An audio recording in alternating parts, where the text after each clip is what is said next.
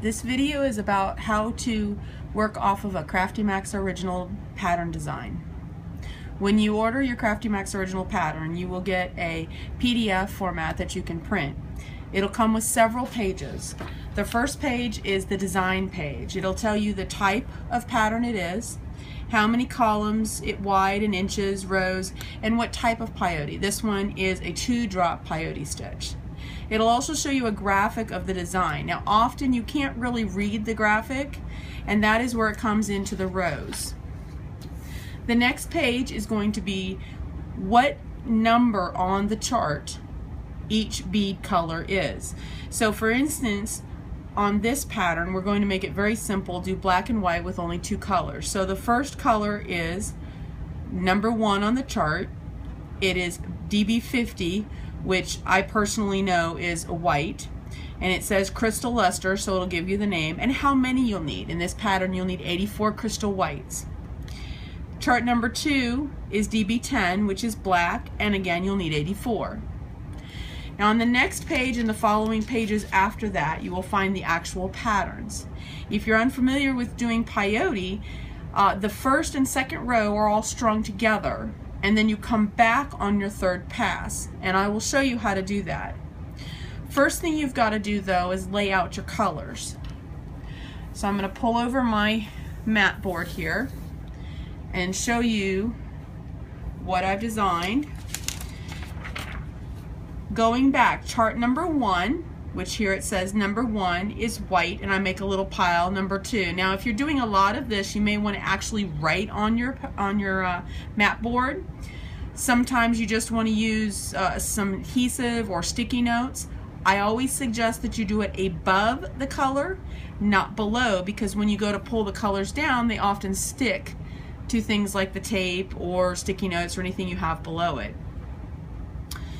Again, this is I've got these on the wrong side. White is number 66 in this case, so I'm using a different color, which is totally your prerogative. On this one it says DB50, crystal luster. You can use any color you'd like. You do not have to use the color in the pattern. I've just pulled a color of white. This one happens to be 66, so it is still white. It's just a different Delica number. And DB, by the way, does stand for Delica. And this is number 10, which is actually the corresponding here. So on your actual chart, I've already pulled these down, but I often use a scoop. Some people like to use different types of scoops. For me, this one I found is the easiest. I can manipulate the beads the best. So row 1 is going to be the left hand row. Now once you get good on peyote, you won't really need to concern with left and right because most people turn their work.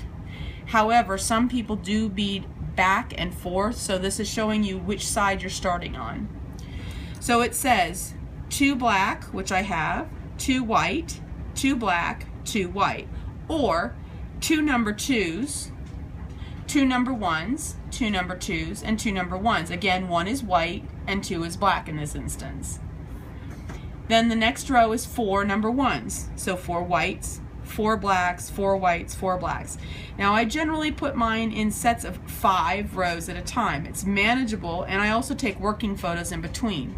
The other great idea is that if somebody bumps the table or the tray that you're working on, you'll only go back about 5, 10, maybe 15 rows instead of having to do like 40 or 50 rows that you have nowhere in between that you've got to cut off. I also often take my paper and I mark it. Now the first, second, and third row are your foundation rows, so those have to be one set of rows. Then if you go up 5, that's my first set that's laid out, and my next set, and my next set. And then as I actually pull them out, I put like an OK or a check mark so that I know they're pulled out. Then when you get down into say page 7 or 8 of a 15-page pattern, you can tell which rows you're on, especially if they get bumped again. Or if you need to go back and find an error, it's easier to go back and find it from a spot where you know you've already been. Oftentimes I recommend people don't actually line out a row, because once the pattern is printed, you can always come back with another color and actually go over it and do new sets of rows. Once you line it out, you can't see it as well, so you won't be able to actually go back and use it often. So I'm going to set that aside and I'm going to start regular peyote. Now this is 2-drop. I do not use a starter bead. Some people do. I put the tail of my working thread wrapped around 3 or 4 times on my pinky. Make sure that you don't actually cut the circulation off. Okay, so on the first row, which is going to be your first and second row, you're going to actually pick these up in order from left to right. Again, I know we're using black and white and it's pretty simple to see, but that way you know. So we're going to thread these on, and there's my first row and my second row. My third row, I'm doing 2-drop peyote, which means I pick up 2 beads at a time and I'm skipping 2 beads. That's what makes it 2-drop. So when you thread them together and go back across and tuck under, you actually have a 2-drop. So 2 beads here, 2 beads here. Then again, pick up 2 beads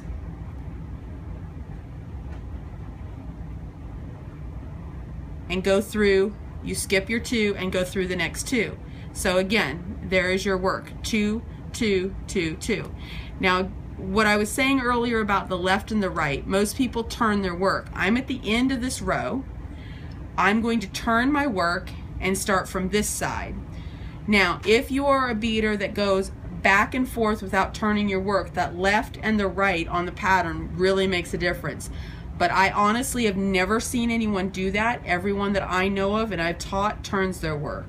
So by doing that, the next row just starts from left to right. So no matter what row you're on, you're going to work left to right. You're going to pick up 2, fill in the downs, go through the ups, and pull your work tight. And when I teach, that's what I do tell my students, is that if you notice right now, the whites are lower than the blacks. So they're the downs and the blacks are up. You add 2 beads, you fill in the down and go through the up. Fill in the down and go through the up. And now if you look at it without me turning, your blacks are now the downs and your whites are now the ups. When you flip your work over, you're going to continuously do the same thing. Fill in the downs and go through the ups.